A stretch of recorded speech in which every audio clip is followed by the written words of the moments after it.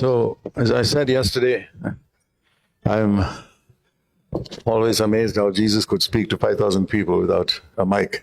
और जैसे मैंने कल भी कहा, मैं बहुत ही आश्चर्यचकित हूँ कैसे यीशु मसीह 5,000 लोगों के साथ एक ही समय पर बात कर पाता था, वो भी बिना किसी माइक के। But also, we have to be wise. पर उसी के साथ साथ हमें बुद्धिमान भी होने की आवश्यकता है। And there are many places I've spoken continuously for many days without a problem. और कई बार अलग अलग जगहों पर मैंने निरंतर बात की है बिना किसी समस्या के कई सत्रों में।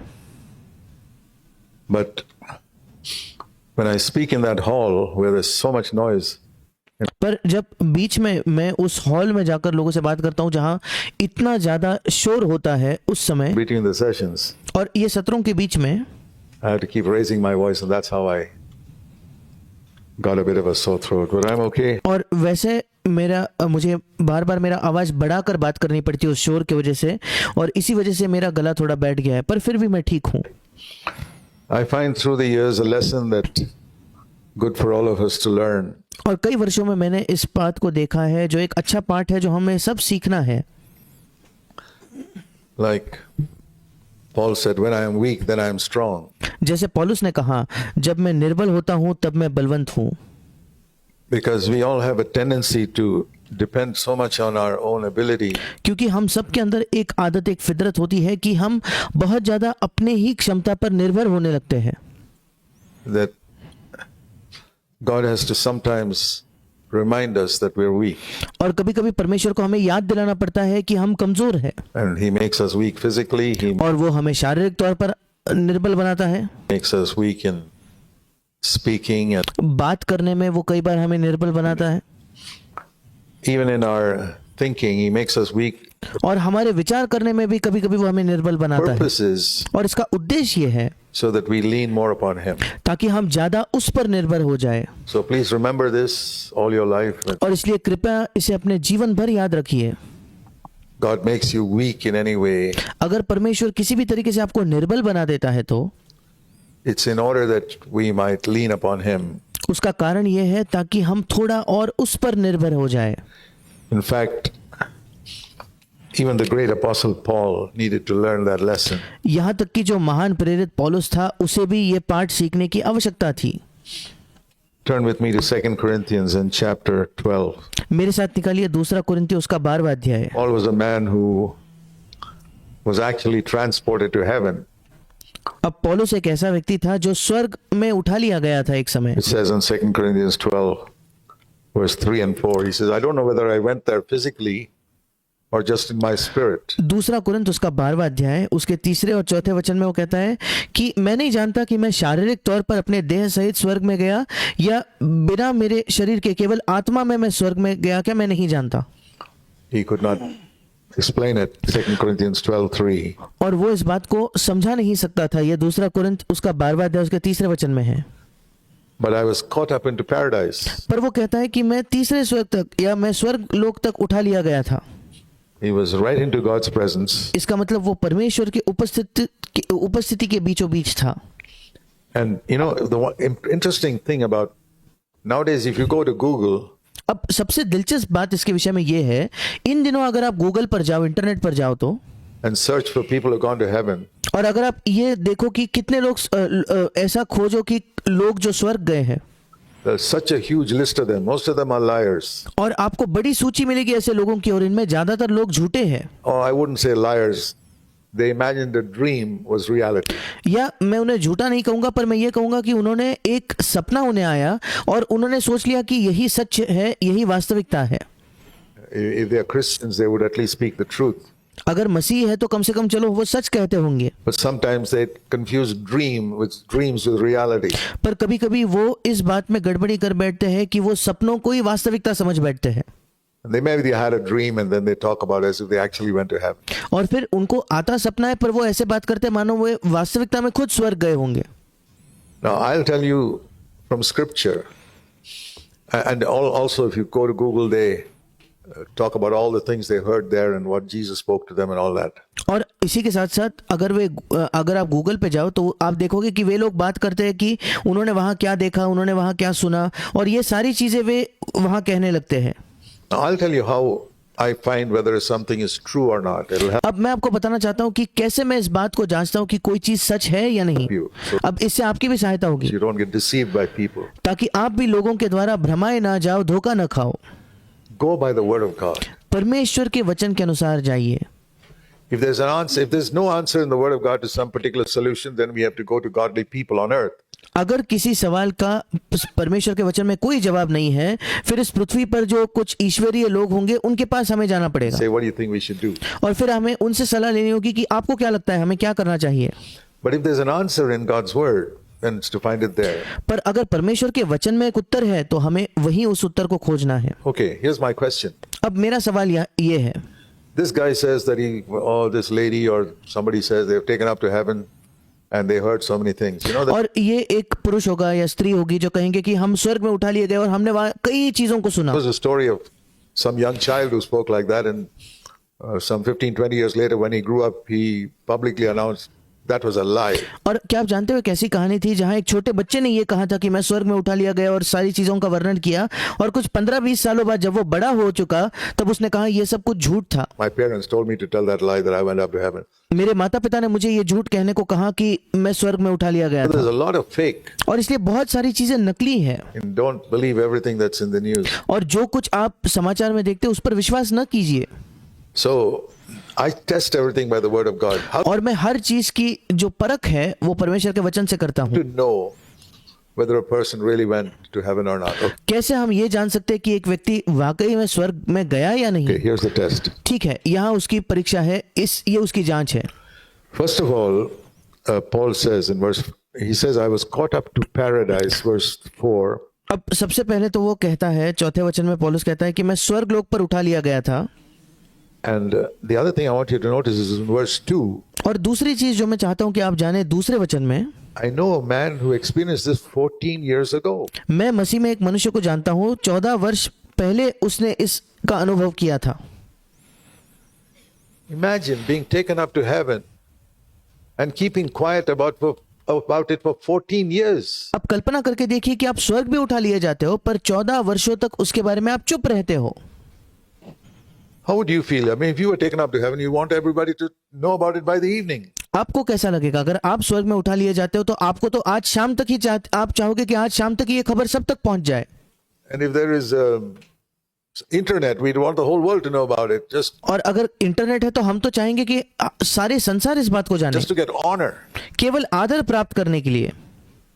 So this is the first mark I know of a man who's been really taken to heaven.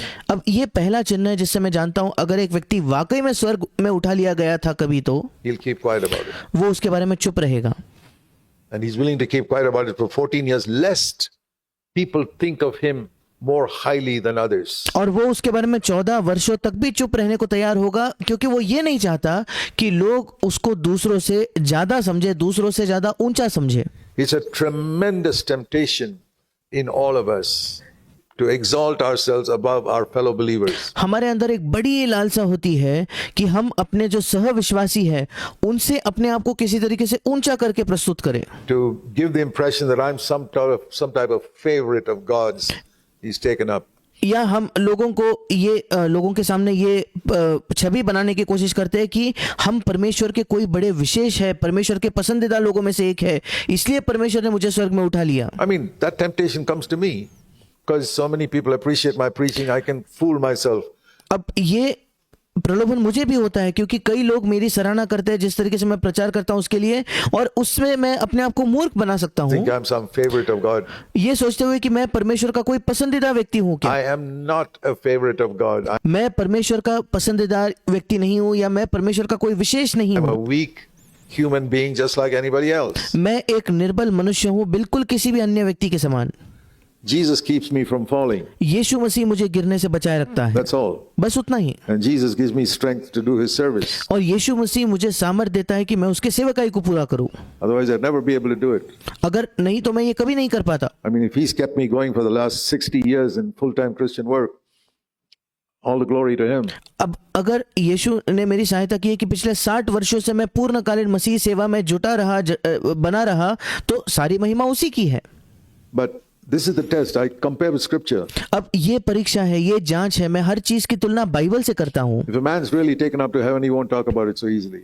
अगर एक व्यक्ति स्वर्ग में उठा लिया गया है तो वो उसके बारे में आसानी से बात कभी नहीं करेगा। He'd be quite happy. And even after 14 years, he would never have spoken about it. अब वो चुप रहेगा और उसी में वो खुश रहेगा चुप रहने में, और यहाँ तक कि 14 वर्षों बाद भी कभी पौलुस शायद इसके बारे में नहीं कहता। But he spoke about it because these Corinthians to whom he wrote, पर पौलुस ने इसलिए ये वर्णन किया क्योंकि ये जो कुरिन्ती लोग थे जिनसे वो पत्री लिख रहा था, they were despising him. वो उसे तुच्छ जान रहे थे। See, because Paul was, I don't know whether you realize, history tells us Paul was 4 feet 11 inches tall. अब इसका कारण ये है कि पौलुस, मैं नहीं जानता आपको इस बात का एहसास है या नहीं, इतिहास से हमें पता चलता है कि पौलुस का जो कद था वो केवल 4 फीट 11 इंच ही था। He wasn't this great, mighty 6'6" man. अब वो 6 फुट 6 इंच का लंबा कद का कोई व्यक्ति नहीं था, 4 feet 11 inches. केवल 4 feet 11 inch. You know how much that is? Less than 5 feet. क्या आप जानते हो इतना कद कितना होता है? 5 फीट से भी कम है। He was bald. उसी के साथ साथ उसके बाल नहीं थे, वो गंजा था, He had a hooked nose. और उसकी नाक थोड़ी टेढ़ी थी।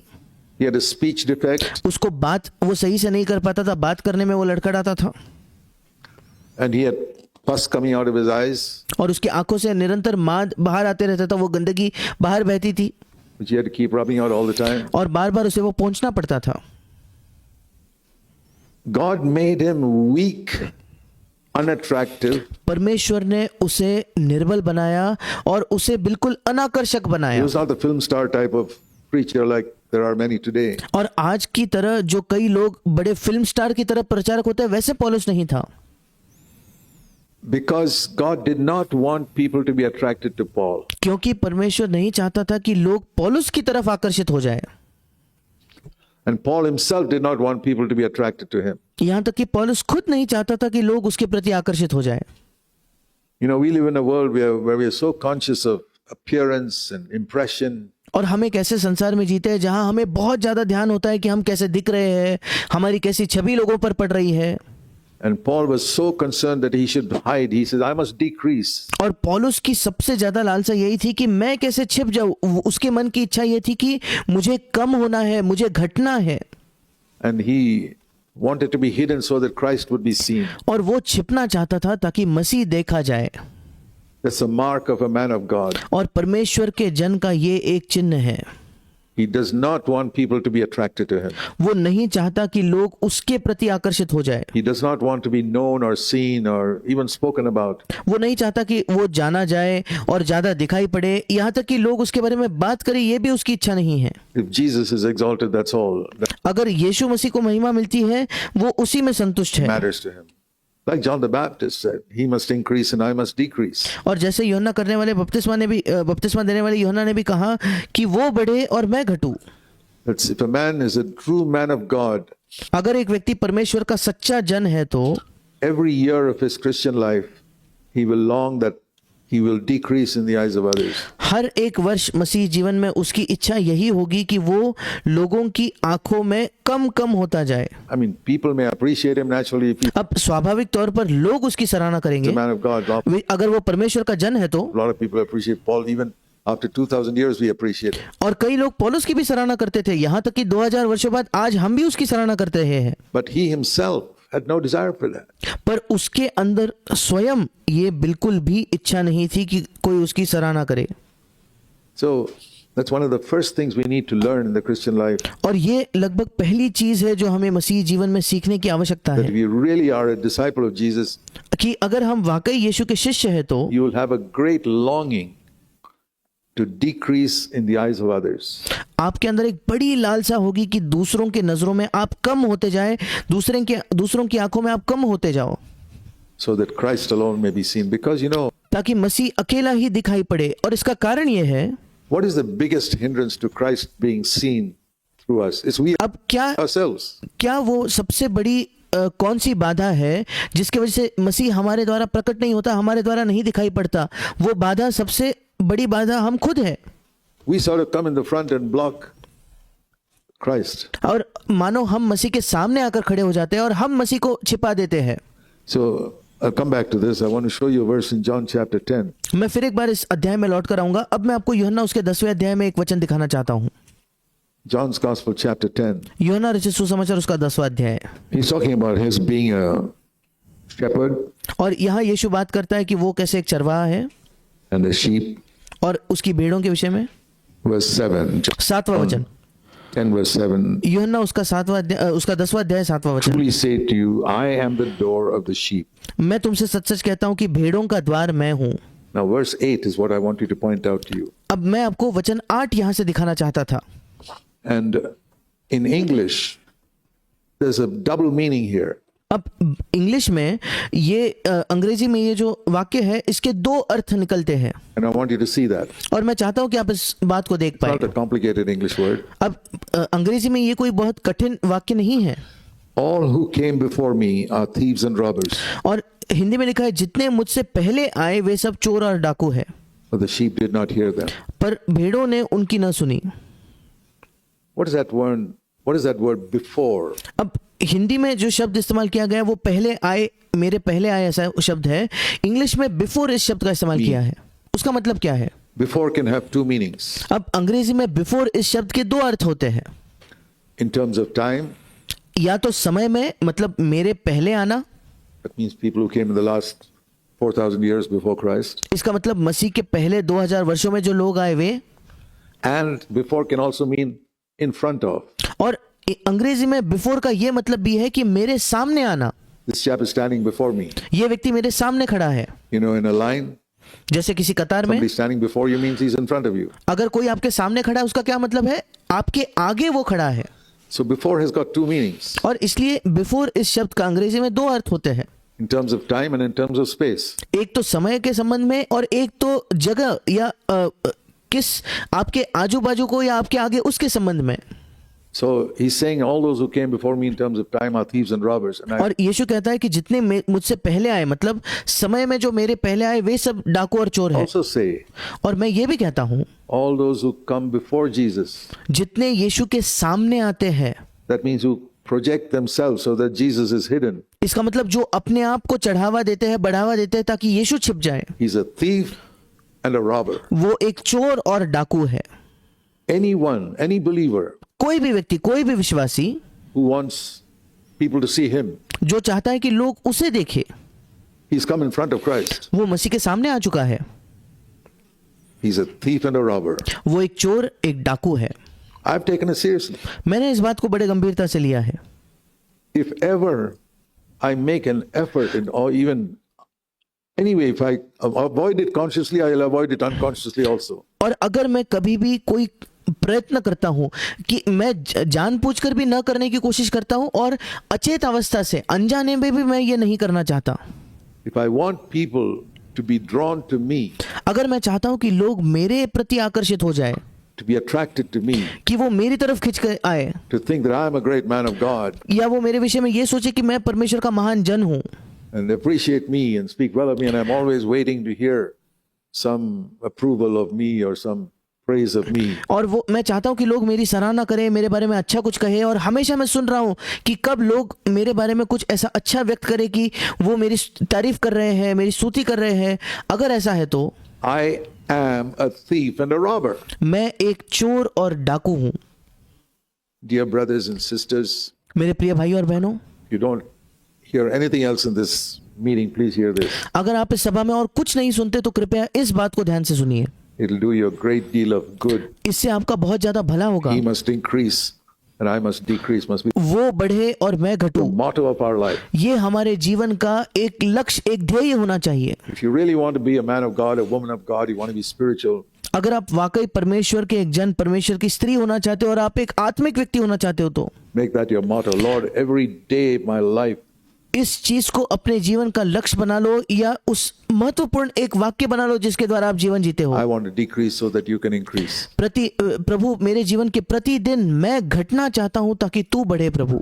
So I find myself that when I'm weak, I'm strong. और इसलिए मैं अपने आप के लिए पाता हूं कि जब मैं निर्बल होता हूं तब मैं बलवंत होता हूं।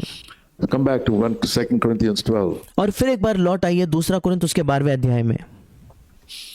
He says, I know a man. और पौलुस कहता है मैं एक मनुष्य को जानता हूँ. He says, I don't know, verse 3, whether I was in the body or out of the body. और तीसरा वचन वो कहता है मैं नहीं जानता कि मैं देह सहित मतलब शरीर में था या देह रहित मतलब आत्मा में था. I told you, one mark of a person who's really gone to heaven, he won't even speak about it for 14 years perhaps, or never. और जैसे मैंने आपको पहले भी बताया कि एक चिन्ह कि कोई व्यक्ति स्वर्ग में वाकई उठा लिया गया था वो ये है कि वो शायद 14 वर्षों तक उसका बात नहीं करेगा या शायद कभी उसकी बात नहीं करेगा. That's what you see in verse 2. The और इसी बात को आप दूसरे वचन में देखते हो. second thing, और दूसरी चीज very, very important. ये बहुत बहुत महत्वपूर्ण है. This is inspired by the Holy Spirit. Paul ये पवित्र आत्मा के प्रेरणा से लिखा गया is है. writing, और पौलुस ये लिख रहा है. verse 4, चौथा वचन, I was actually caught up into paradise, मैं वाकई स्वर्ग लोक पर उठा लिया गया था and I heard inexpressible words. और मैंने ऐसी बातें सुनी जो कहने के लिए नहीं, कहने की नहीं, या इंग्लिश में लिखा है अवर्णनीय चीजें मैंने सुनी जो मैं कह नहीं पाता. What does inexpressible words mean? अब ऐसे शब्दों का क्या मतलब है जिनका जिक्र नहीं किया जा सकता? That means it's very difficult to say what I heard. इसका मतलब ये बहुत कठिन है समझना कि मैंने क्या सुना. It's something like if you go into another country where you don't know the language ये बिल्कुल ऐसा है कि अगर आप किसी और देश में जाते हो जहां आपको भाषा बिल्कुल नहीं पता and you hear a whole lot of people speaking another language, you can't have a clue what's happening. और आप कई लोगों को सुन रहे हो कि ये अलग ही भाषा में एक दूसरे से बात करते हैं, आप समझ ही नहीं पाओगे वहां क्या हो रहा है. Heaven is something like that, but स्वर्ग कुछ मात्रा में ऐसा होता है. even though you can't understand everything, it blesses you. इसके बावजूद कि वहां क्या हो रहा है आप समझ नहीं पाओगे, फिर भी उससे आपको आशीष ही मिलेगी. That's what Paul was tremendously blessed by his trip to heaven. और वही हुआ, पौलुस अपने स्वर्ग में उठा लिए जाने से बहुत ज्यादा आशीषित हुआ. But he says the words are inexpressible. पर पौलुस कहता है कि जो शब्द थे मैं उनका वर्णन नहीं कर पाता, उन्हें बता नहीं पाता. You ask me, what did you hear? और आप उससे पूछो कि तुमने क्या सुना, I can't say it. और वो कहेगा मैं नहीं जानता, मैं नहीं कह पाऊंगा. It was some language I couldn't understand it, but it blessed me. ये एक ऐसी भाषा थी जो मैं नहीं समझ पाया, पर उसने मुझे बहुत आशीषित किया.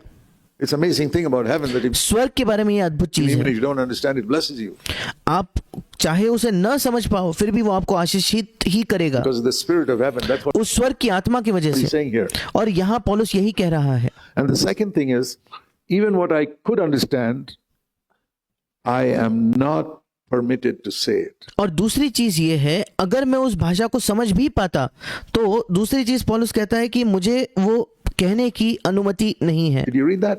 क्या आपने इसे सुना, क्या ये पढ़ा क्या? I'm not permitted by God to speak about what I heard there. और जो चीजें मैंने वहां सुनी, परमेश्वर मुझे अनुमति नहीं देता कि मैं उसे कहूं. That is the mark of a man who really went to heaven. और ये चिन्ह है एक ऐसे व्यक्ति का जो वाकई स्वर्ग में गया है. Then how do all these people on the internet speak about what they heard and what they... Liars. अब कैसे इंटरनेट पर इतने सारे लोग हैं जो कहते हैं कि हमने स्वर्ग में जाकर ये देखा, ये सुना, ये सब झूठे हैं. I have no hesitation in saying that because let God be true and every man a liar. और मुझे ये कहने में कोई हिचकिचाहट नहीं होती. क्यों? क्योंकि परमेश्वर सच्चा हो और हर एक मनुष्य झूठा ठहरे. I don't know if you know where that verse is. Turn to Romans chapter 3.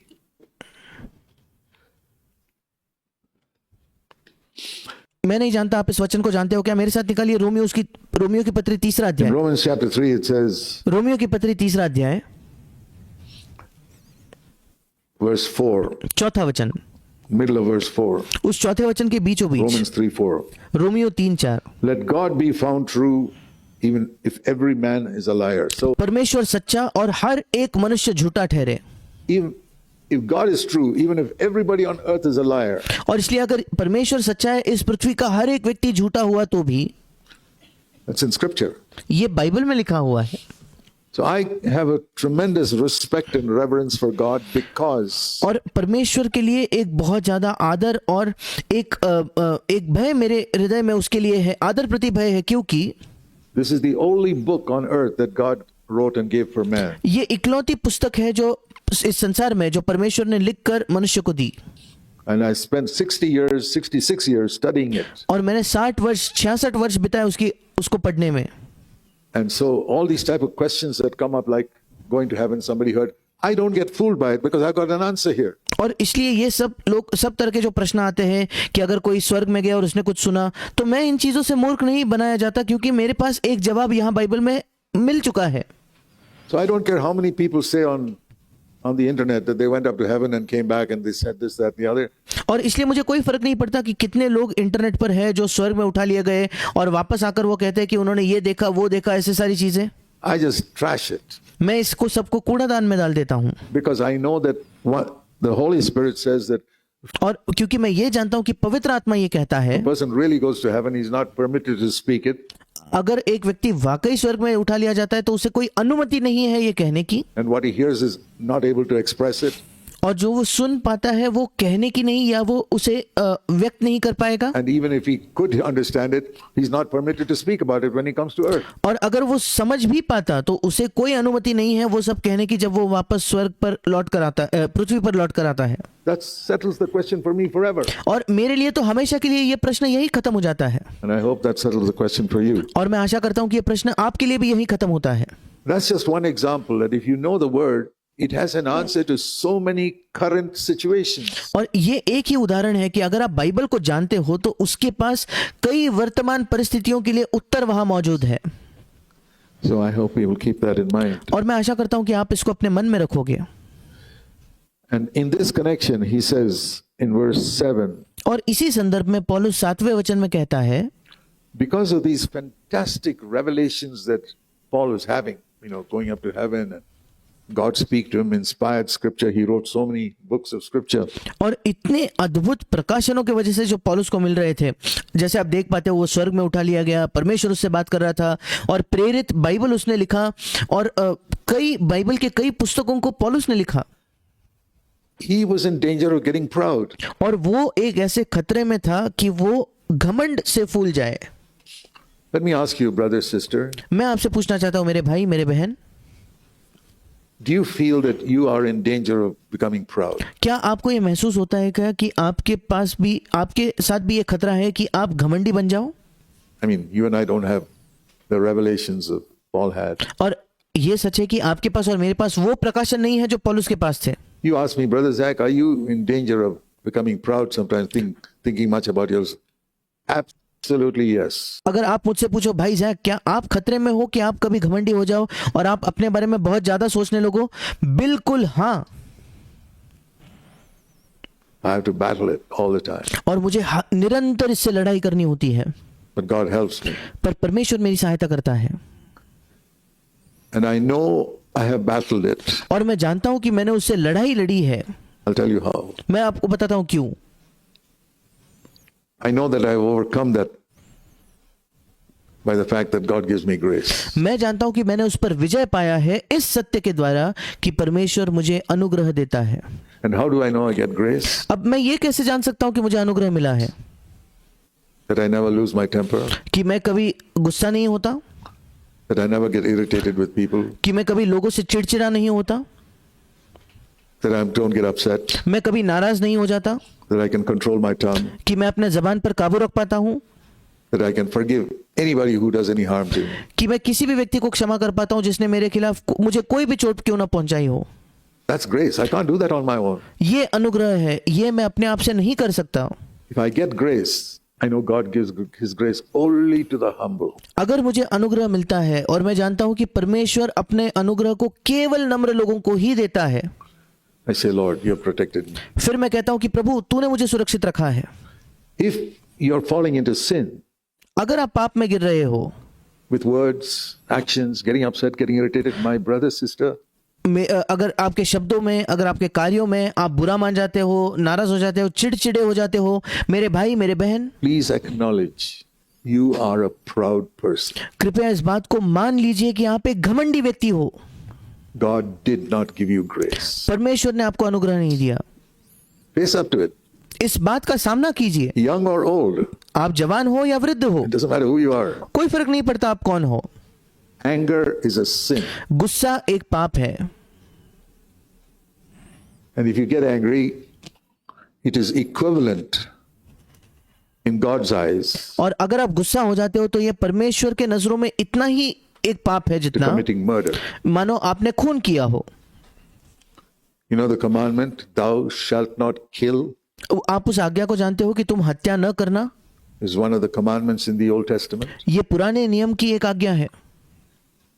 Jesus explained it in the New Testament. We turn to Matthew chapter 5. और यीशु ने इसी आज्ञा को नई वाचा में समझाया। अगर हम निकालेंगे मत्ती उसका 5वां अध्याय, Matthew 5, verse 21. मत्ती उसका 5वां अध्याय 21 वचन। Jesus established a new covenant. यीशु ने एक नई वाचा की स्थापना की। We were speaking about new covenant proverbs. हम नई वाचा के नीति वचन की बात कर रहे थे। Well, here's something about the new covenant. अब यहां मैं नई वाचा के विषय में कुछ कहना चाहता हूं। The old covenant was the expounder and explainer of the old covenant was Moses. अब पुरानी वाचा के विषय में हम ये कह सकते हैं कि पुरानी वाचा को समझाने वाला, उसको प्रकट करने वाला मूसा था।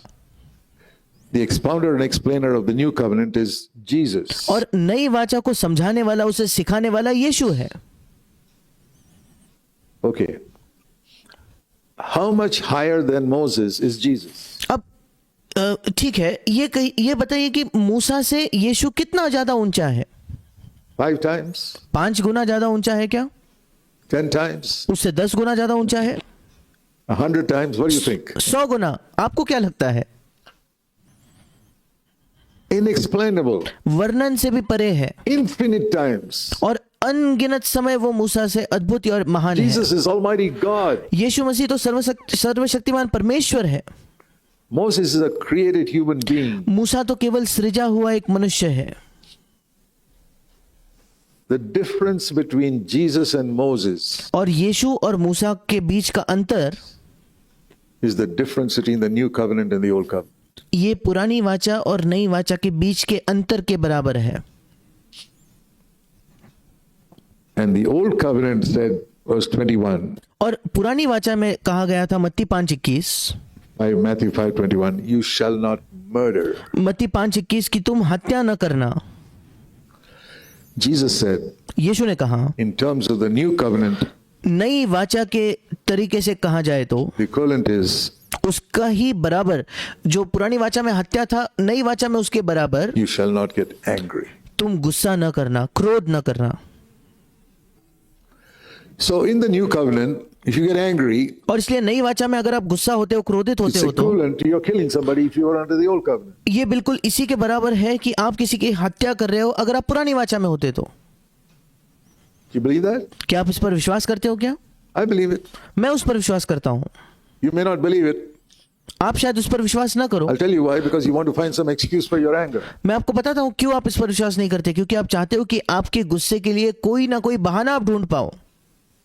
As long as you're finding excuses for your sin, I can prophesy you will never overcome sin in 100 years. और जब तक आप अपने पाप के लिए बहाने ढूंढते रहोगे, मैं ये भविष्यवाणी करना चाहता हूं कि आप कभी पाप पर विजय नहीं प्राप्त कर पाओगे 100 वर्षों में भी। Never. कभी नहीं, Because you're always finding some excuse for it. क्योंकि आप हमेशा अपने पाप के लिए कोई बहाना ढूंढ रहे हो। It's because this happened, क्योंकि ये हुआ इसलिए मैंने पाप किया, because my wife provoked me, क्योंकि मेरे पत्नी ने मुझे उकसाया, because that guy in the office acted like that. क्योंकि दफ्तर के उस व्यक्ति ने वैसा बर्ताव किया। Always you are the right person. हमेशा आप तो बिल्कुल सही व्यक्ति होते हो, It's always somebody else who did something wrong. और हर बार गलती किसी और व्यक्ति ने की होती है। Brother, sister, repent of that self-justification. मेरे भाई मेरे बहन, उस खुद को सही ठहराने के चीजों से मन फिराओ। One of the greatest sins found among believers. और विश्वासियों में पाया जाने वाला सबसे महान पापों में से एक पाप यह है, Justifying myself. खुद को सही ठहराना। You find it all the time between husbands and wives. आप हमेशा पति पत्नियों के बीच इस बात को पाते हो। She was wrong. वो गलत थी।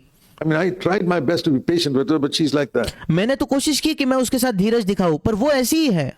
And then she'll say, brother, you don't understand what my husband is like. He's और फिर वो कहेगी, भाई आप जानते नहीं कि मेरा पति कैसा है, such a tyrant. वो इतना ज्यादा सताने वाला, पीड़ा देने वाला व्यक्ति है। Okay. You'll go on like this forever और आप ऐसे निरंतर ऐसा ही जीवन जीते जाओगे until you fall on your face before God and say, Lord, be merciful to me, a sinner. जब तक कि एक दिन आप परमेश्वर के सामने अपने मुंह के बल गिरकर ये नहीं कहते, हे प्रभु मुझ पापी पर दया कर। That's one of the things I discovered. I mean, I wish somebody had taught me that the day I was converted. और ये एक चीज है जो मैंने खोजी है और मैं सोचता हूँ काश किसी ने मुझे ये तब सिखाया होता जिस समय मेरा नया जन्म हुआ था. But the people who were my leaders in the church I was in did not have victory over sin themselves. How पर जो लोग उस कलीसिया के अगुवे थे जिस कलीसिया में मैं था उनके पास खुद पाप पर विजय नहीं था. could they teach me? फिर वो मुझे कैसे सिखा पाते?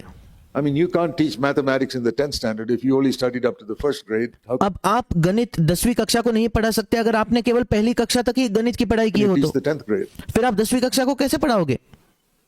So a lot of elders and leaders of churches are in the first grade. What अब कलीसिया के कई जो अगुवे हैं कई जो प्राचीन हैं वो पहली कक्षा में can they हैं. teach others? वो दूसरों को क्या ही सिखा सकते हैं? More than first grade. पहली कक्षा से ज्यादा कुछ नहीं. CAT is cat and BAT is bat. 2 plus 2 is 4. वो केवल इतना ही सिखाएंगे कि CAT को कैट कहते हैं, BAT को बैट कहते हैं, 2 अधिक 2 में जोड़ लो तो 4 होता है.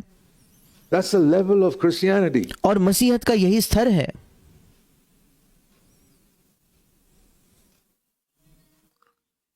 And you can't, I mean, you can't, a first grade teacher can't take a book on differential calculus and mathematics and explain it. अब पहली कक्षा का कोई शिक्षक वो ये कोई किताब लेकर जो बहुत ही एक कठिन गणित के विषय पर डिफरेंशियल कैलकुलस और गणित के किसी पुस्तक को लेकर नहीं समझा Read it पाएगा. out, but वो पढ़ तो पाएंगे, can't explain it because they haven't done it themselves. वो उसे समझा नहीं पाएंगे क्योंकि उन्होंने खुद वो नहीं किया है. That is how a lot of people are teaching the Bible today. और आज कई लोग बाइबल को ऐसे ही पढ़ाते हैं.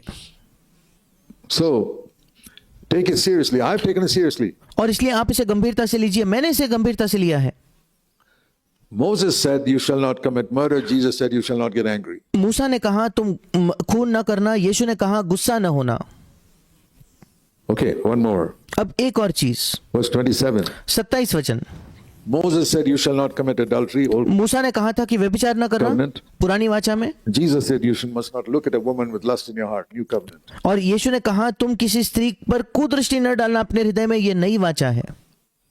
There are believers, ऐसे विश्वासी है, preachers, प्रचारक है, pastors पासवान है who have not followed even what Moses said. जिन्होंने जो मूसा ने कहा उसकी तक आज्ञा नहीं मानी है. Leave alone try to come to the level of Jesus. इसे तो छोड़ ही दीजिए कि यीशु के स्तर तक आने की उन्होंने कोशिश की होगी. This is the pathetic state of Christianity in the world today. In India, और आज हमारे संसार में मसीहत की बिल्कुल बुरी और अभागी अवस्था ये है. in America and every country in the world. Bharat में, अमेरिका में और हर एक देश में इस संसार के. And the devil's happy when preachers keep everybody at that level. और शैतान बिल्कुल खुश हो जाता है जब प्रचारक सभी लोगों को उसी स्तर पर बनाए रखते हैं. And preacher will get up and say, well, after all, we all sin. और फिर प्रचारक खड़ा होकर कहेगा कि देखो हम तो सभी पाप करते Elders हैं. and churches are like that. After और कलीसिया के प्राचीन ऐसे होते all, we हैं. all sin and there's nobody perfect. वो कहते हैं देखो हम तो सभी लोग पाप करते हैं, कोई भी सिद्ध नहीं है. I know nobody is perfect. मैं जानता हूं कोई सिद्ध नहीं है. But if a kindergarten student says to someone who is in the postgraduate, studying a postgraduate degree, और सोच कर देखिए कोई बालवाड़ी का विद्यार्थी किसी ऐसे विद्यार्थी से बात कर रहा है जो अपनी उच्च स्तरीय पढ़ाई कर रहा है, पोस्ट ग्रेजुएशन की डिग्री कर रहा है. and the kindergarten student says, you're not perfect and I'm not perfect. और वो बालवाड़ी का बच्चा उससे कहता है देखो तुम भी सिद्ध नहीं हो, मैं भी सिद्ध नहीं हूं. But that student is way ahead of you. पर वो दूसरा विद्यार्थी तो आपसे बहुत बहुत आगे है. You're in the kindergarten for the last 25 years. पिछले 25 वर्षों से तुम तो बालवाड़ी में ही बने हो. He spent his 25 years going up and getting a postgraduate degree. पर उसने अपने 25 वर्ष कैसे बिताए पढ़ाई करके, आगे जाकर उसने पोस्ट ग्रेजुएट की डिग्री हासिल कर ली. So to say that I'm not perfect, you're not perfect, और इसलिए ये कहना कि मैं भी सिद्ध नहीं हूं, तुम भी सिद्ध नहीं हो, is an easy way of escaping the fact that we are not serious about following Jesus. ये बड़ा आसान तरीका है जिससे हमें सत्य से बचकर भागने की कोशिश करते हैं कि हम गंभीर ही नहीं है यीशु के समान बनने की या यीशु का अनुसरण करने की. So I want to encourage you, my brothers and sisters, to take God's word seriously. Let me come back to 2 Corinthians 12. और इसलिए मैं आपको प्रोत्साहित करना चाहता हूं मेरे भाइयों और बहनों कि आप परमेश्वर के वचन को गंभीरता से लीजिए. मैं फिर एक बार लौट कर आना चाहता हूं 2 कुरिन्थियों उसके 12वें अध्याय की ओर. 2 Corinthians 12, 2 कुरिन्थ उसका 12वां अध्याय. we read Paul saying further, हम पढ़ते हैं पौलुस आगे ये कहता है, because I was in great danger of becoming proud. क्योंकि मैं घमंडी होने के बड़े खतरे में था या घमंड से फूल जाने के खतरे में था. 7वां वचन. As I said before, do you feel that you are in danger of becoming proud? और जैसे मैंने पहले भी पूछा, क्या आपको लगता है कि आप भी इस खतरे में हो कि आप घमंडी हो जाओ या घमंड से फूल जाओ? Now, if I were to ask you, are you in danger of going and killing somebody? अब अगर मैं आपसे ये प्रश्न पूछूं कि क्या आप इस खतरे में हो कि आप जाकर किसी की हत्या कर दोगे? Maybe one or two people here, but I think most of you wouldn't be in the place of wanting to kill someone. शायद यहाँ एक या दो ऐसा होंगे, पर मुझे नहीं लगता आप में से अधिकतर लोग ऐसे होंगे कि किसी की हत्या करना चाहते हो। Okay, you're safe there. चलो, आप वहां तो बच गए, वहां सुरक्षित हो। Are you in danger of becoming proud? पर क्या आप घमंडी होने के खतरे में हो क्या? Think about it. अब इसके विषय में सोचिए। All of us are. हम में से हर एक इस खतरे में है। The number one characteristic of Satan is not murder. शैतान का सबसे मुख्य जो एक गुण वो खून करना नहीं है। He didn't become the devil because he killed another angel. और शैतान इसलिए शैतान नहीं बना क्योंकि उसने दूसरे स्वर्गदूत को मार दिया था। No. नहीं, He became the devil because he was proud. वो शैतान इसलिए बना क्योंकि वो घमंडी हो गया था। I am the head of all the angels. और वो कहने लगा कि मैं सब स्वर्गदूतों का मुखिया हूं। It's like some elders are. और ये बिल्कुल वैसा है जैसे कुछ प्राचीन होते हैं। I am the elder in this church. मैं इस कलीसिया का प्राचीन हूं। Or I am a great preacher. या वो कहते हैं मैं एक महान प्रचारक हूं। Could be anything. ये कोई भी चीज हो सकती है। Or it could be your education or your हो सकता है आपकी पढ़ाई है, good looks or your imagined good looks. आप अच्छे दिखते हो या आप कल्पना करते हो कि आप अच्छे दिखते हो। Whatever it is. जो कुछ भी हो, Anything can make you proud. कोई भी चीज आपको घमंडी बना सकता है। You can look into the mirror and be proud. आप एक आईने में देखकर घमंडी महसूस कर सकते हो, घमंड से फूल सकते हो। You can look at the degree certificates hanging on your wall and become proud. और आपके दीवार पर जो आपके डिग्री के, आपके पढ़ाई के सर्टिफिकेट्स और प्रमाण पत्र लगाए हुए हैं, उसे देखकर आप घमंडी हो सकते हो। Anything. किसी भी चीज से। You can look at your Bible knowledge and be proud. You can आप अपने बाइबल के ज्ञान को देखकर घमंडी हो सकते हो। finish a sermon and become proud. और एक प्रचार को खत्म करके आप घमंडी हो सकते हो। It is so close to us. ये घमंड हमारे बड़े नजदीक है। Why do we take a shower regularly? क्यों हम बार बार नहाते हैं? Because dirt is there. Even if you walk very carefully in this world, dirt comes onto your body. क्योंकि हर जगह गंदगी है, धूल है। अगर आप बहुत सतर्क होकर, सावधान होकर भी इस संसार में चलोगे, आपके शरीर पर मिट्टी या मैल आ ही जाएगा। And not only from outside, और केवल ये बाहर से ही नहीं आता, perspire, हमें पसीना आता है, that makes our body dirty. वो भी हमारे शरीर को गंदा बनाता है। So we are living in a world we are constantly exposed to dirt. और इसलिए हम एक ऐसे संसार में जीते हैं जहां बार बार हम गंदगी के प्रति उससे हमारा सामना होता है। Coming from inside, coming from outside. गंदगी जो हमारे अंदर से आती है, जो बाहर से आ रही है। Sin is exactly like that. अब पाप बिल्कुल ऐसा ही है। So we need to cleanse ourselves every day. और इसलिए आवश्यकता है कि हम अपने आप को प्रतिदिन शुद्ध करें। Say, Lord, show me. Where am I dirty? और कहिए, प्रभु तू मुझे दिखा कि मैं कहाँ गंदा हूं। I'm not speaking what I don't preach, what I don't practice. मैं ऐसा कुछ भी प्रचार नहीं करता जो मैं खुद नहीं करता हूं। I seek to live before God's face every day. मैं कोशिश करता हूं कि प्रतिदिन परमेश्वर के मुख के सामने मैं अपने जीवन को जीऊं। I begin the day by talking to my heavenly Father, और मैं अपने दिन की शुरुआत करता हूं अपने स्वर्गीय पिता से बात करके, saying, Lord, fill me with the Spirit for today. और ये कहते हुए कि प्रभु मुझे आज तेरे आत्मा से भर दे। Help me to honor you. Keep मेरी सहायता करके मैं तेरा आदर me करूं। from sinning today. आज मुझे पाप करने से बचाए रख। I can't keep myself. मैं अपने आप को पाप करने से नहीं बचाए रख सकता। I'm in danger of pride. मैं घमंड के खतरे में हूं। And what does God do? और फिर परमेश्वर क्या करता है? Paul, the great apostle, says, I was in danger of exalting myself. और पौलुस जो महान प्रेरित था, वो कहता है कि मैं इस खतरे में था कि मैं घमंड से फूल जाऊं या मैं अपने आप को ऊंचा कर लूं। Is anybody here who thinks he's greater than the apostle Paul? यहां बैठा कोई भी व्यक्ति है क्या जो ये सोचता है कि वो प्रेरित पौलुस से महान है? Or humbler than the apostle Paul? या ये सोचता है कि वो प्रेरित पौलुस से ज्यादा नम्र है? I'm not. मैं नहीं सोचता।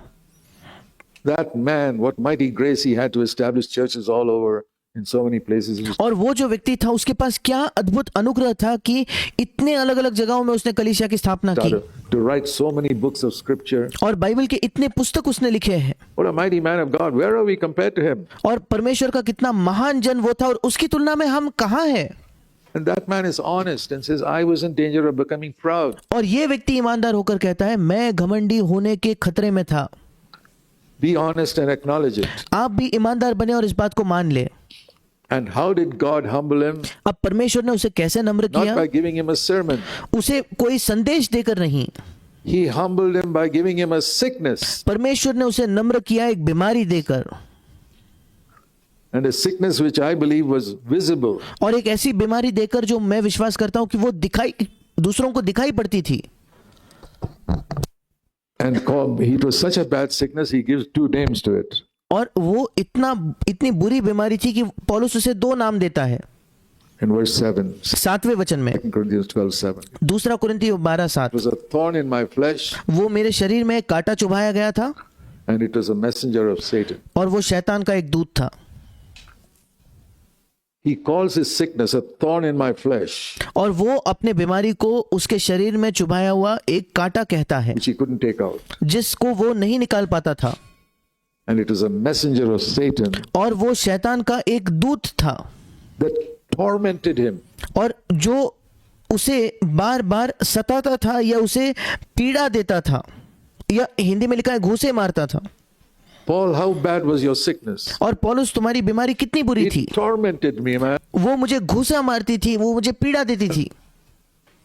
Have you ever had a sickness that torments you? क्या आपके पास कभी ऐसी कोई बीमारी थी जो आपको तीव्र पीड़ा देती थी? Why does God give it to such a mighty man like Paul? अब क्यों परमेश्वर ऐसी बीमारी पौलुस के समान एक अद्भुत जन को देता है Who was so faithful? जो इतना ज्यादा विश्वास योग्य था?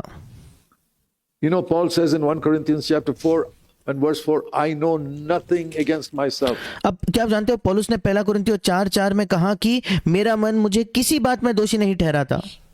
His conscience was so clear that he could stand, write scripture. उसका विवेक इतना साफ था कि वो खड़ा होकर बाइबल भी लिख पाता He's था। not just giving a testimony. अब वो कोई गवाही नहीं दे रहा He's था, writing scripture. वो बाइबल लिख रहा था And in the presence of God, he writes scripture and says, और परमेश्वर की उपस्थिति में वो बाइबल लिख कर ये कहता है I know nothing against myself. मेरा मन मुझे किसी बात में दोषी नहीं ठहराता। My conscience is absolutely clear. I'm मेरा विवेक बिल्कुल साफ not है, perfect मैं सिद्ध नहीं हूँ, because there are hidden areas in my life where I may be failing, which I don't know. क्योंकि मेरे जीवन के ऐसे छिपे हुए क्षेत्र हो सकते हैं जहां मैं असफल हो रहा हूं, पर मैं खुद उन क्षेत्रों को नहीं जानता। When I get light on it, I'll overcome. जब मुझे उस पर ज्योति मिलेगी तब मैं उस पर विजय प्राप्त करूंगा। But right now, according to the level of light and understanding I have, पर अब इस समय जिस स्तर पर मेरे पास ज्योति है और समझ है उसके I अनुसार am not aware of any sin in my life. मुझे कोई एहसास नहीं है कि मेरे जीवन में कोई पाप That है। was Paul's testimony. ये पौलुस की गवाही थी।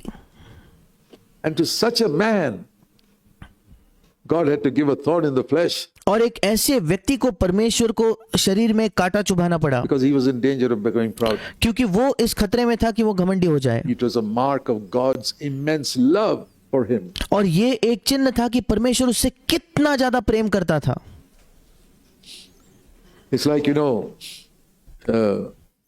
somebody gives you a gift in a beautiful box and you ये बिल्कुल ऐसा है कि कोई आपको बहुत ही सुंदर एक डिब्बे में एक तोहफा देता है open it, inside there's a thorn. और आप उस डिब्बे को खोलते हो तो उसके अंदर एक कांटा निकलता है। That's what I see here. और यहाँ मैं इसी बात को देखता हूँ। It says here, there was given to me. और यहाँ लिखा है कि ये कांटा मुझे दिया गया।